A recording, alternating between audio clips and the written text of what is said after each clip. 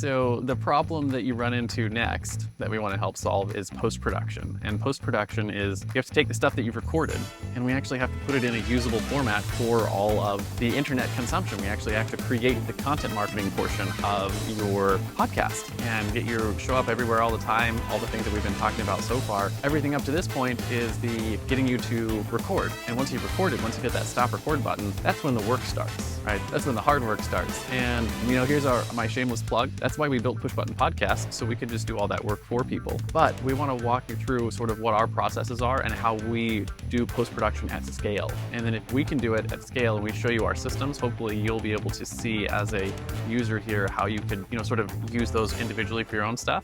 Welcome to PBP.FM, brought to you by Push Button Podcasts, your go-to resource for grabbing attention, building awareness, and creating authority in your marketplace. I'm Richard Matthews, your host and guide through the wonderful world of podcasting as a driver of business. Here, we teach how to use a multimedia podcast as the cornerstone of your omnipresent content marketing strategy. Whether you're an entrepreneur, podcaster, expert, or thought leader, you'll discover creative ways to leverage your digital content. From blogs to video, from YouTube to TikTok, and everything in between. We'll show you how to stand out from the noise so you can directly connect with potential customers, build strategic partnerships, and drive leads into your business. Get ready for actionable tips and tangible takeaways on improving your digital presence across the board. With that, let's dive into this week's episode of PBP.FM.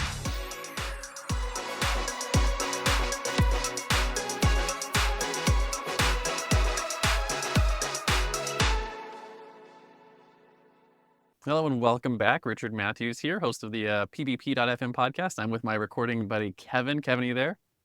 I am here. Awesome. We were just chatting before we hit the record button about one of the big problems we want to help solve for anyone who's doing this work is the actual post-production, right? We've talked a lot about so far getting your content library, learning how to do content outlining, and getting to the point where you are recording on a regular basis, right? You have your studio, and now you're recording.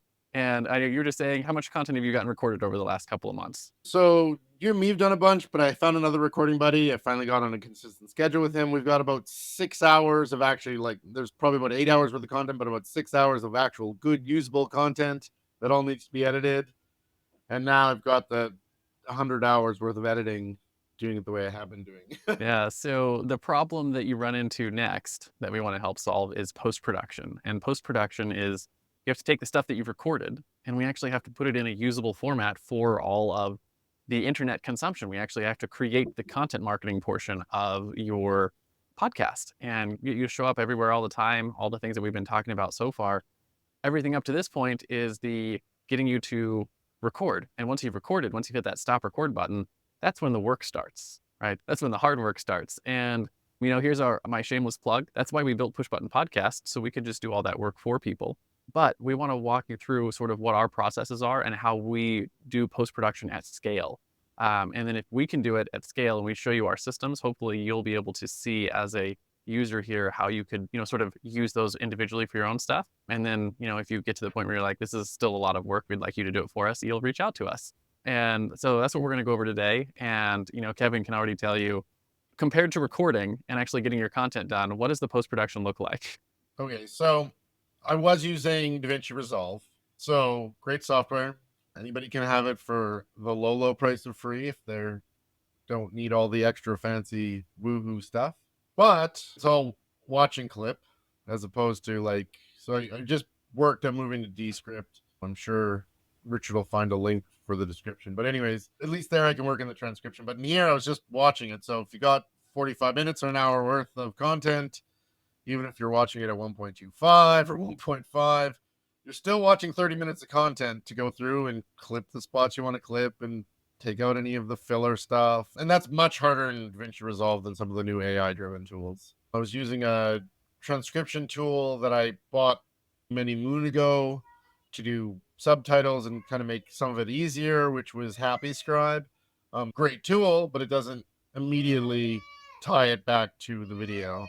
So what I want to talk about is the assets that we need to create from the video, right? From the raw recordings, right? In our case, we were talking about, we have this recording here, which is, my video and your video, and we have the audio files for each of those, and we need to turn those into a number of assets. And so the assets that we're going to try and create, we're going to create a YouTube video, and we're going to create an audio podcast, and then we're going to create a written podcast or a written piece for the blog, and we're going to create short daily content that goes out on social media.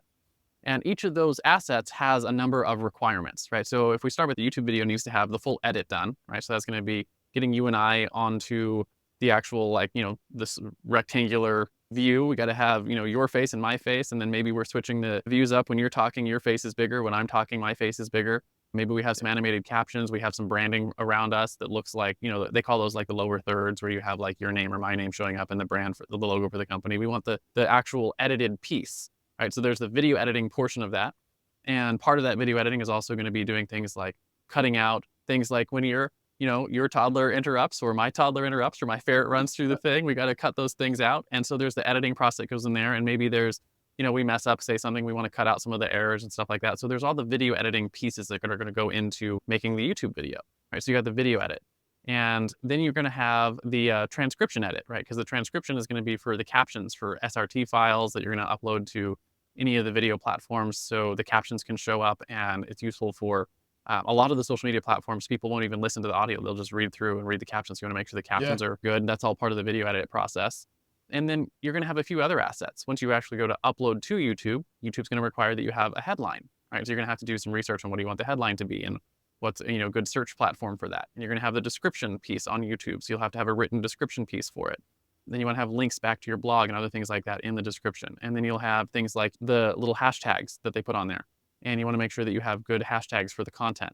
And then when you also on YouTube, you have to have a customized thumbnail. I mean, otherwise it'll just pick a screenshot out of the video, and it may or may not show up well, right? So you have a whole list of assets that need to be created in order for you to publish on YouTube. And then that same process is going to be replicated for the audio platforms, right? So on audio platforms, you're not going to have the video edit part, but you want to have the audio edits all done. You might have your intros, your outros, your interstitial commercials. We still need to have the transcriptions for the podcast platforms, and you need to have the customized square graphic for the podcast platforms, and the written short description that shows on the podcast platforms. So you have all the assets that go there. And then same kind of thing, when you have the blog, will have a title, it'll have the your actual written piece, it'll have whatever calls to action you want to have, any resources and links. You have all these different assets that you're going to create for each platform. And then when you get to the social media content, each clip that you pull out is going to need to be edited down to the clip, and then edited into the specific platform size, right? So TikTok uses a portrait, Facebook Reels uses a portrait, Instagram, like their regular one, uses a square. If you're on LinkedIn, it's going to use a rectangular. So you might make multiple variations of the same clip. And those variations are going to have the same kind of, so you'll have the visual assets, and then you'll have the caption that goes with it. And then maybe depending on the platform, you'll have the hashtags that go with it. And then again, depending on the platform, maybe you're allowed to put a link in with the captions, and maybe you're not. Maybe you have to say, hey, see the link in the bio. So you'll have the written assets go along with the post so you can actually publish.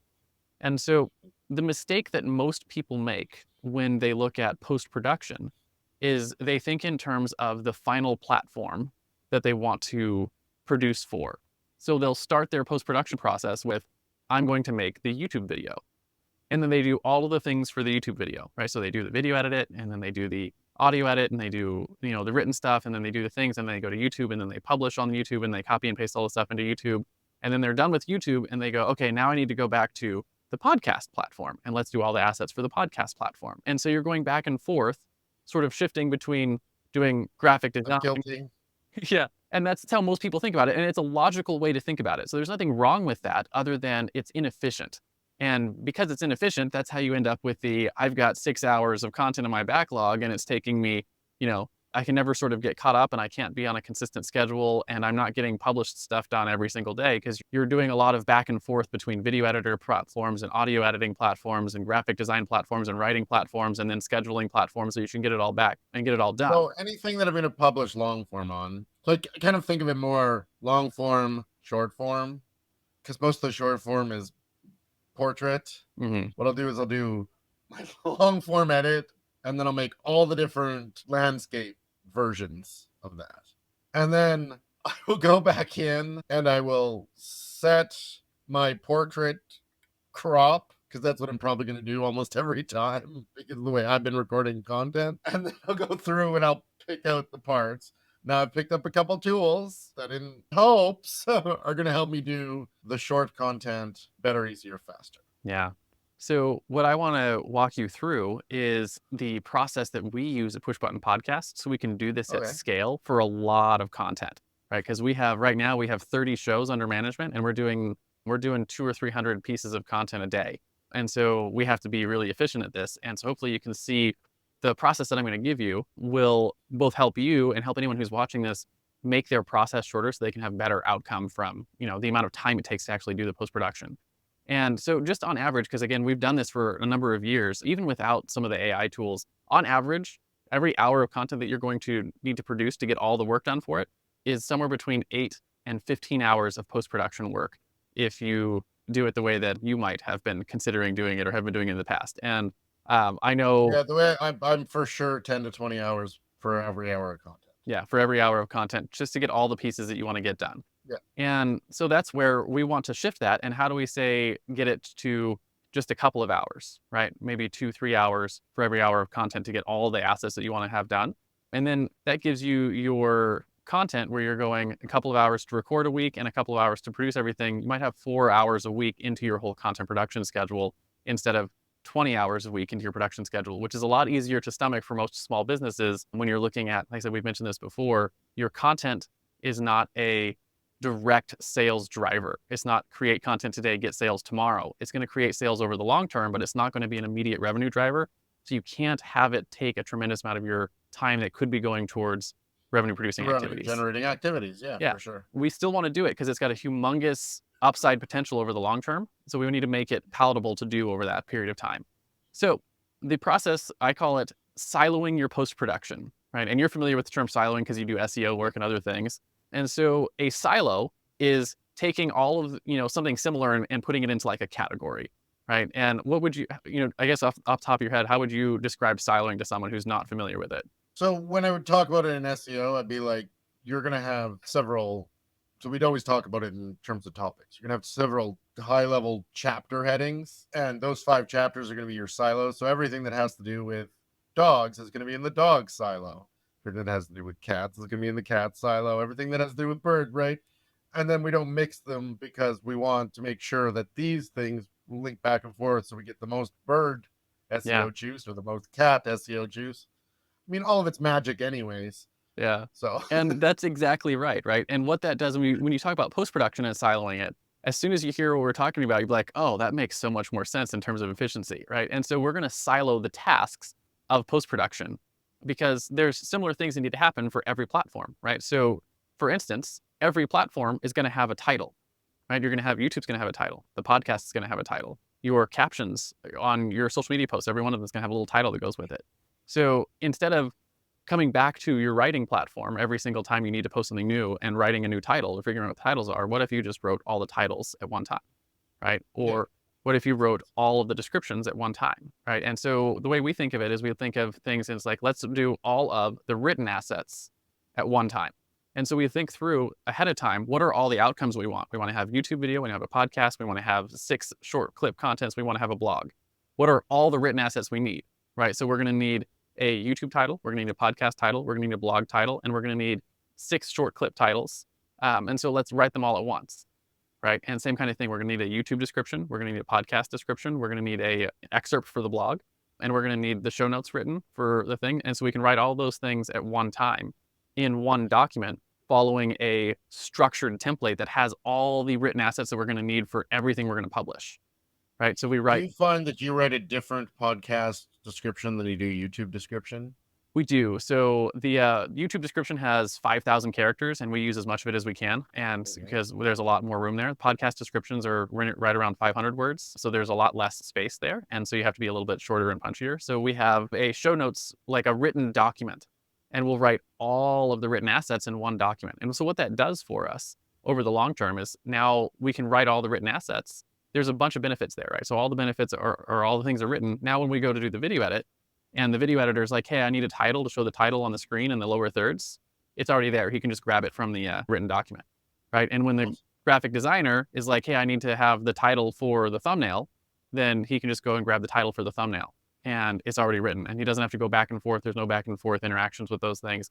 If you're doing this as a single person, you get the same kind of efficiencies because now you're like, all the written assets are done. Now all the video assets are done. Now all the graphic assets are done. You're not switching modes where you're going from one thing to another thing. You just focus on the one task and move on. And then when you get to the publishing, you have a flow. When you get to publishing, now it's just copy and paste, right? It's copy and paste the stuff into YouTube, click upload. Copy and paste the stuff into the podcast, click upload. Copy and paste the stuff onto your social media platform, click upload, right? And now you're not going back and forth between publishing and video editing and publishing and writing and publishing and graphic design, and right, you're not going back and forth any of those things, and you can streamline the process really well. And so that's what siloing post-production means from a high level. Does that make sense? Yeah, it makes perfect sense. Yeah. So what I want to get into then is what our actual silo looks like, so you can just take it and use it because it works really well. So a couple of things that have been really, really helpful for us is figuring out what order to do the things in, right? Because one of the things that we learned early on is that you can't do all of your video edits unless you have the written assets done, because you're going to need the descriptions, you're going to need some other things, you're going to need the transcriptions for the captions and other things. So what I want to walk you through then is what our actual process is, all the things that we've learned in terms of how do you order your silos. Because if you have a good order to your silos, then it makes you really efficient moving through things. So an example of that is what we just talked about with like doing the graphic design. You want to do the graphic design after you do all the written assets, because the graphic design is going to require the titles, right? So if you have all the titles written, when they go to do the YouTube thumbnail or the podcast thumbnail, they can just pull it out of the written assets document. Same kind of thing with your video. We used to start with the video assets, and we realized starting with the video assets is actually more difficult than starting with the transcription, because the transcription allows everything else to go smoother. So our order of operations is this. So our first silo is, it's actually file management, which is, so I know that sounds boring, but we start with the file management because it makes everything else easier. So we're going to take the download files from, like we're using Squadcast to record, but if you're using Zoom or you're using Riverside or whatever you're doing, the first thing we're going to do is we're going to collect all the files and we're going to put them into our backup folder. So we just have in our post-production folder for every episode, the first file in there is just raw files. And we download them all and we stick them in the backup. And that's the first thing we do, because if you don't have your raw files, if you don't have those backed up somewhere and something gets effed up in the future, you're going to regret not having the backup files. Ask us how we know. So I don't want to. yeah. So step one, get your backup files all put in there and do the file management. So we do a couple of things with that. We're going to take the raw recording for the backup files, and then we're going to run them through. We have someone, we call them just our data manager person, who just downloads all the stuff and they get them all uploaded to the backup. And we run them through. Handbrake is a video, what would you call it? It's like a transcoding or... The transcoding software. Yeah, it's a transcoding software. I've worked with, I just don't know why you haven't automated this away with the script. We probably could automate it away with the script. FFmpeg, man. And so we're gonna, Kevin's gonna show me how to make it even more efficient, but we run them through and we just work on, the raw video files. They'll be like 2 or 3 gigabytes. And since most of our outcomes are 1080p or smaller, we don't actually need that huge file. So we'll run it through FFmpeg and Handbrake to get a, like a 0.5 gigabyte or a 800 megabyte file right in that range that has the same quality that we're looking for. And now we have both tracks of myself and our guest in a much more manageable file size. And that's the first thing that we do. And then the next thing that we do, the next silo after that, is to get them into our video editing platform. And so in our case, we use Descript.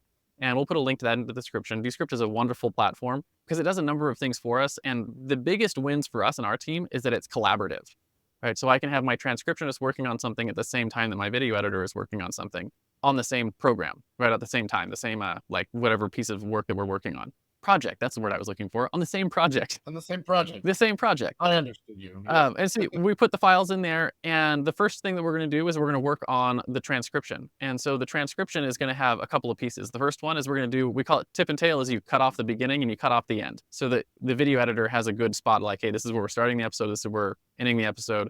And then the other thing we're going to have our transcriptionist do is cut out all the bloopers, right? When my ferret intervenes or your 3-year-old intervenes, or we have when the lights come on and we have a child yelling about needing to go potty. Yeah, whatever those things are, we're going to cut all those things out because the video editor doesn't need to do anything with those. We don't need them spending their time doing that. The video editor is a much higher dollar employee anyways. And so we're looking at how do we reduce the amount of work that's on their platform. So the first one is cut out all the edits, tip and tail, cut out the big mistakes. Ahs, anyways, tip and tail, and bloopers. Just cut them out. Now we've got a video file. And the second thing we have our transcriptionists do after that is just go through the whole thing and correct any transcription errors that the AI made.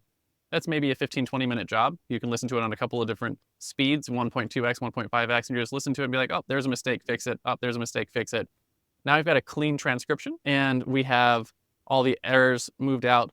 And then the other thing that the transcriptionist does is while they're going through that, anytime they hear a piece of content that looks like it's going to be useful for our short clips in the future, we just highlight them. Use the Descript highlight feature and be like, oh, that's a good clip, highlight it.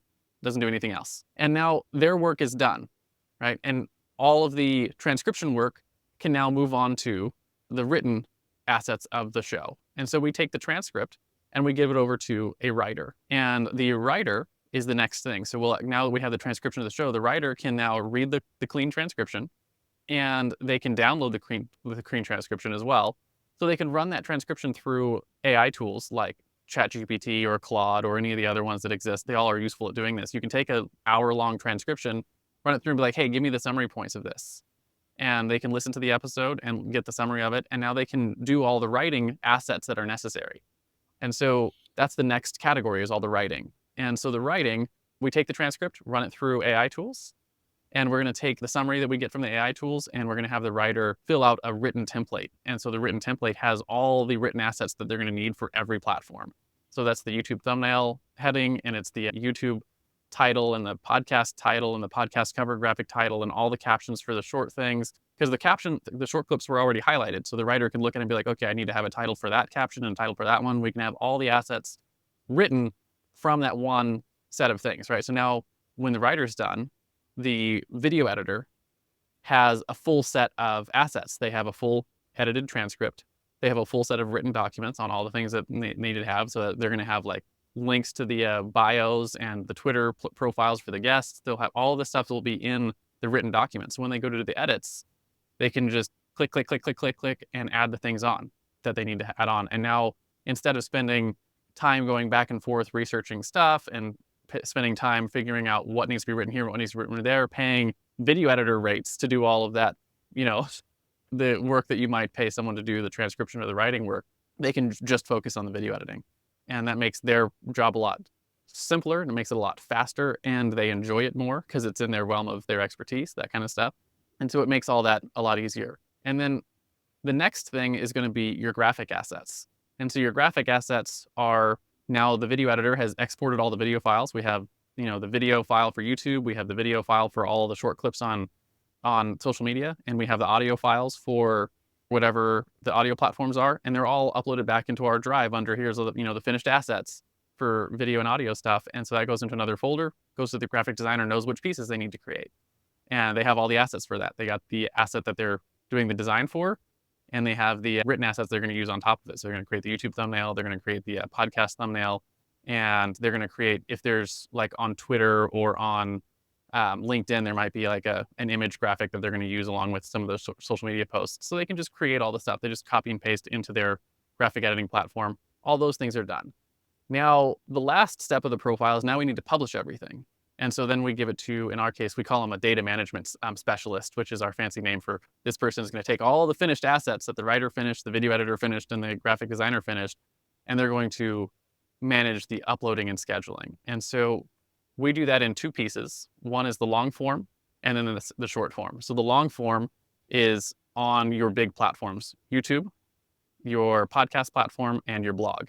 All of those let you schedule content, which is really useful when you're trying to get as far ahead of your content production as you can. And so what we'll do is we'll upload the video to YouTube, schedule it to premiere on the launch day, and hopefully we're 2 or 3 weeks ahead on that, and they can just copy and paste all the data, and they can upload the video, they can upload the video files, schedule it for the future date. Then we go back to the podcast platform, same thing, upload all the things, and it's just upload, copy, paste, schedule. And then we go to the blog, upload, copy, paste, schedule. And that'll give us the backlink, and we do some interlinking here. So on the blog post, you put the YouTube video on the blog post, you put the podcast embed on the blog post, and then you take the backlink that you got from the blog and you go back to YouTube, stick it in the description, go back to the podcast, stick it in the description. So you got some interlinking going on for SEO. And now you have the backlink for all of your social media posts. And then we go to our social media scheduling platform, and we're going to upload and schedule all of the content for that week with the links back to the blog post. And they do all of that in one session. And now our data management person can upload everything and get it all scheduled in just 15, 20 minutes per episode. And that's our high level, sort of our silos. And that order has worked really well for us. And I'm sure we could certainly make it better with some automations like you were talking about. But Oh yeah, so the file moving and file compression chain, like the transcoding, that's super easy to do automatically, where a computer says there's something new in this folder, pulls it, transcodes it, and it's done. Like no human ever has to touch it. As soon as it drops, it would know and go. If you have a system that's working, the problem always ends up being that somebody has to stop for 2 minutes to get a new system working. And so what is the cost benefit this week? But I think in the long arc, you're talking about if it takes him 15 minutes to get it there and drop it in a handbrake and say go, you would save that 15 minutes over and over again forever. yeah, that would certainly be useful. But that's actually a really good point in terms of talking about why we built a system this way. Every one of these things was like, how do we make this a little bit faster? How do we make this a Yeah. little bit faster? It's those incremental gains. And that's how we ended up with our siloing process the way that we did, because we were like, okay, with a graphic designer, what are the things that stop you from finishing your job? Like anytime you have to leave your graphic design program, in our case, our designer uses Canva. Yeah. Anytime you have to leave Canva to go get something, that's a inefficiency in the process. And so that's how we ended up with our silo order the way we do, because a lot of it was like, okay, we need to have all these written assets, and we need to have, the pictures of the person, and we need to have all these things so that they can just do their work really quickly. And so what we were looking at is like, for each person, what are their prerequisites, and how can we provide them with all of their prerequisites before they move to the next step, so they can just do their thing and they have all the assets ready to go. And so if you're doing it yourself, it's really easy to not care that you don't have all the prerequisites to finish your task. But when you're doing it at scale like we are, you want to have as little back and forth as possible, so that each person can just be like, okay, I'm ready to do my thing. The task has been assigned to me, and they just have all the assets they need to go from start to finish on their task. And so because it works for us at scale, what it does for you as an individual is if you follow that same schedule, the same kind of thing, it allows you to move really quickly through everything and be a lot more efficient with your time. And, Yeah. it seems like your time is free when you're spending it, but if you'll follow, No, it definitely feels like a cost to me. yeah. But yeah, I understand what you're saying. There's enough things that I definitely, and this is probably just the entrepreneur in me too. Like, am I doing something right now that's costing me downtime? Am I doing right? I stopped mowing lawns, my own personal lawns, several years ago because it turned out that it actually cost me about $300 most times I did it because I wasn't doing the things that were earning that money. So And so, like, yep, I'm not doing this anymore. It's out. And then I hired a guy, and I definitely saved money having somebody else do it for money.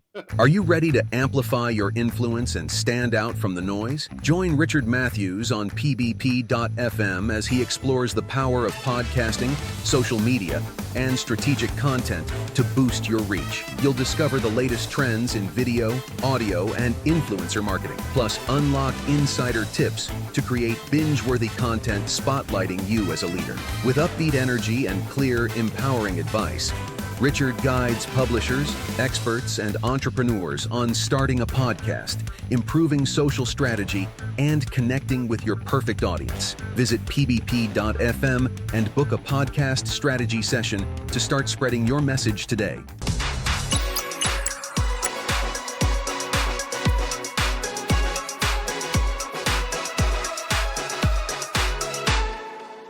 So what we want to do next then is we want to take all this information and put it into a project management system, right? So you can in our case, right, you have a very clear start of the project. And the start of the project is you hit the stop record button, right? We hit stop record.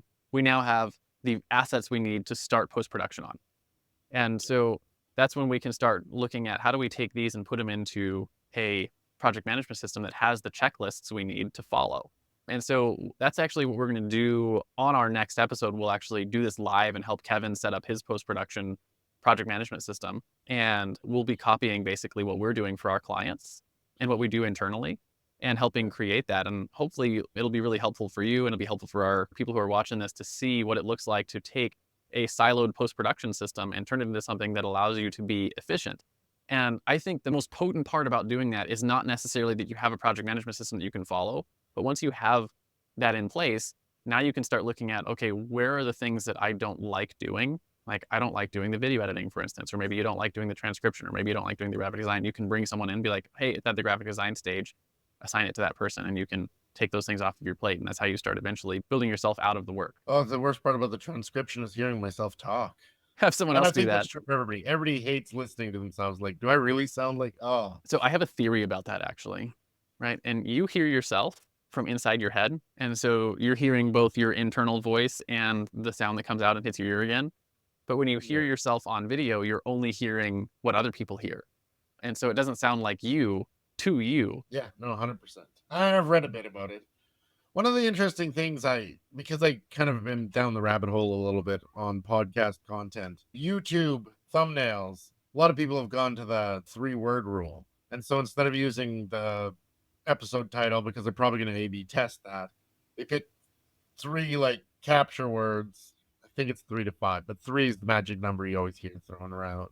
Do you do anything like that with your graphic designer? We So have instead of saying here's the title, you say here's the title. So the general gist is don't lose sleep. And so maybe the title is best ways to sleep deeper and whatever, right? It's your 60 character title, but your thumbnail, because you want to reduce those number of words, because after millions of hours of testing, all the big channels discovered that less words is betterer on thumbnails. So the whole world's going the same way. And I mean, the problem is we get this thing where like everybody's a ship on the ocean, and one guy does it and it works, and the next guy.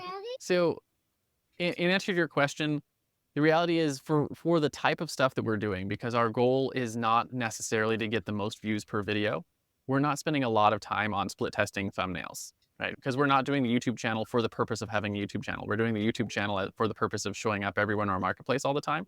So again, our Yep. KPIs are slightly different than what we're looking at, but we do make the titles look good and look engaging. Yeah. But we're not like super split testing the thumbnails for the most click-through rate possible on the searches. Because if you're looking at like the reason why we're doing this content is, I've mentioned this before, is the heartbeat check, right? When someone's going to want to do business with you as a plumber or as a service provider or whatever it is that your business is, they're going to come and they're going to check out your social media profiles and they're going to scroll through your stuff and be like, oh, these guys are actually, they talk about this stuff all the time, right? And so you want it to be clear. It's not necessarily that people are going to be searching for stuff on YouTube and finding your things. They will. You want it to look good if they do.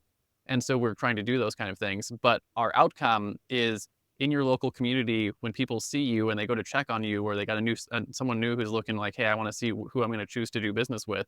When they look at your social profiles and they look at your content that you're putting out, that they check through a few of it to see what you're actually doing, that they're like, yep, this is the guy that I want to work with, right? Yeah, and I mean, the other thing we discussed is access leverage. So the click-through rate isn't quite the same when the actual person you want to talk to is the person you're interviewing or the person you're having a conversation with, either way. And so because that's what our outcomes are looking for, we're not going to spend as much time optimizing like the individual title, like thumbnail graphic that we use, which would be different if the YouTube channel was the business. But the YouTube channel is not the business, it is supporting the business. So we have slightly different KPIs we're looking for. Hopefully that answers that question. Yeah. So that's essentially siloing post-production at a high level. Hopefully that makes sense. Do you have any questions on it? Like, should I mention any of the other tools that we're using, or I don't know, like anything before we get into on our next episode where we Is there a silo for audio that really has its own workflow? Like, we haven't talked about audio at all for the audio podcast. The audio is just part of the just rip the video out, audio out once it's edited. When the video editor is doing his work, the last step of the video editor, and we'll show this on when we get into actually doing the project management, his checklist is export all the files, right? One part of his finished thing. And so he's going to export the video file. And if you're almost any of your platforms that you do your video editing with will have an export audio. Yeah. And so we're going to just export the audio as its own piece. So you'll export the final video, you'll export the final audio, and you'll export all the short clips that you have. And so once you have all of those final pieces, you'll have the audio piece that you can put into your drive folder. But you guys don't do anything extra special with the audio. You just export it from the podcast that is the video podcast. Yeah. So we're making a video podcast. And that's what I figured also. Yeah. I mean, they're both the same content, essentially. Just one doesn't have the visual. Yeah. And that's for, the people who want to subscribe on iTunes or I guess it's not called iTunes anymore. It's called Apple Podcasts, right? You want to subscribe on Apple Podcasts and listen to it in your car. They don't want the video asset, right? They want the audio asset to listen to. Yeah. I read an interesting statistic that Google Podcasts now had like twice as many podcast subscribers as Apple Podcasts because YouTube counts towards that number. Yeah, they are counting YouTube in it. I was like, if you're going just audio, Apple has like 86% of the marketplace, but if you're counting all the video podcasts, probably YouTube is a huge distribution platform for podcasts. Yeah, the funny part is I actually listen to all my podcasts through the Google podcast app platform because I'm Android. So if you're not American, you'll discover that iPhones are not as ubiquitous as you think. I had an ironic conversation with an American friend because he said he made some comment about how everybody had an iPhone, and I was like, but like 70% of the world uses Android. And so then we started doing statistics. It turns out like 85% of Americans use iPhones. Yeah. Whereas like Canada's more like 50-50. And as soon as you get across the ocean, the number goes. It's very different. That's why if you're paying attention to Apple's, what do you call them, their investor meetings, they talk a lot about the growth potential in other countries because they have most of the market in the US. They got the US. Yeah, they got the US. 85%. It shocked me that it was 85% because now, again, I'm in a microcosm of Android users anyways, because we're highly technical. We want everything customizable. We want, right? Like just because of the type of person I am, the type of person who tends to be friends with me. Yeah, they're all Android users. They all end up being Android users because, like, why would I pay for that? What? Yeah, right. Which is every really time important people are jumping up and down about their new feature on their iPhone, I'm like, oh, the feature I've had for 3 years, cool. Yeah, but it's an important point for podcasters. If you're putting content out, you want to make sure that your content is available on the platforms that your users are going to use. Right? And while you absolutely want to be on Apple Podcasts, if you serve an American market, if you're serving anything outside of the American market, or you want to make sure you're hitting all the markets, you want to make sure you're on Google Podcasts, you want to make sure you're on Spotify, you want to make sure you're on Amazon Music, right? You want to be on all those platforms because not everyone uses iPhone. So Google Podcasts, I think, is free, and it's attached to YouTube. Is Apple Podcasts free to upload to? Yeah. So when we get to going through the post-production stuff, we'll give you all the tools that we use, but you'll pick a podcast host.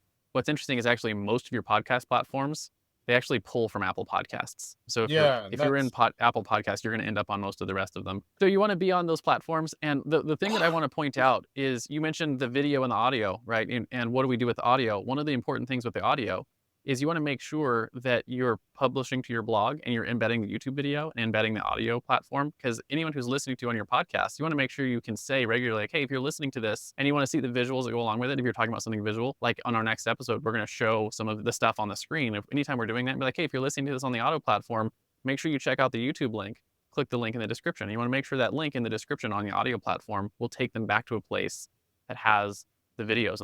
That was the question I was just going to ask. You answered the question that was in my head. Yeah. So what happens when you're screencasting a project management platform? But you answered the question. Yeah. And so you just want to make sure that all the things are linked together. And so we'll go through that when we go through the checklist this next week. But yeah, from a high level, that's how you make your post-production really efficient. And you can get it down to, 2 hours for post-production instead of 20. If you have an episode that is basically all visual, do you guys flag that in some way to say, like, this episode is not going to translate to audio very well? Do X? We don't. If you're doing a visual thing, we just make sure we mention it at the beginning when we're doing a thing. It's like, hey, this is we're going to be doing a lot of discussion. We'll do that being its next episode. You'll see us do it.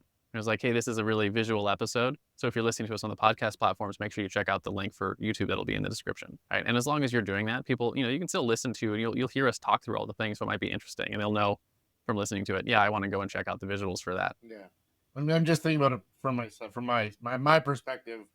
A lot of the stuff that I'm really been working towards doing, a lot of it's much better with the screencast. Like without the visual medium, it's hard to follow along with software information, even if you're just talking about like how you want to use the software and not being able to see the different components and see how they're laid out. Sometimes makes it very difficult to understand the high level thought process. Yeah. And you can always choose to upload videos to the podcast platforms. You're just going to lose the audience that wants to listen to things instead of watch them.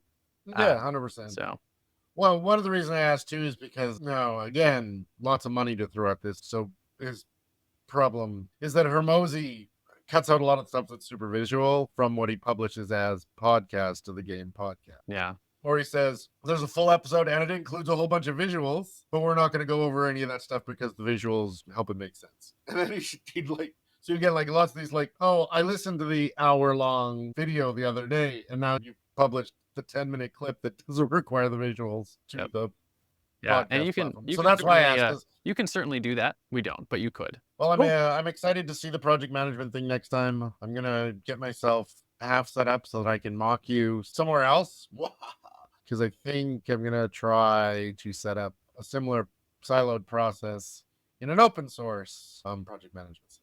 Cool. Well, so what I'll do is we'll prep our like checklist and stuff, and we'll pull up your project management things, and we'll work on setting some things up. And we can probably use a couple of different examples, like, hey, here's what it would look like in, say, a ClickUp or a Trello, and here's what it would look like in an open source platform. So have you been crying because ClickUp 3 came out? I haven't been crying. We've been quite enjoyed it, actually. My team loves it. Yeah, no, I was crying with joy. You obviously don't see all the commercials for ClickUp 3. They're doing a good job not retargeting me because we're already a customer. So, But no, perfect. No, that's so I'm not a customer. They target me extensively.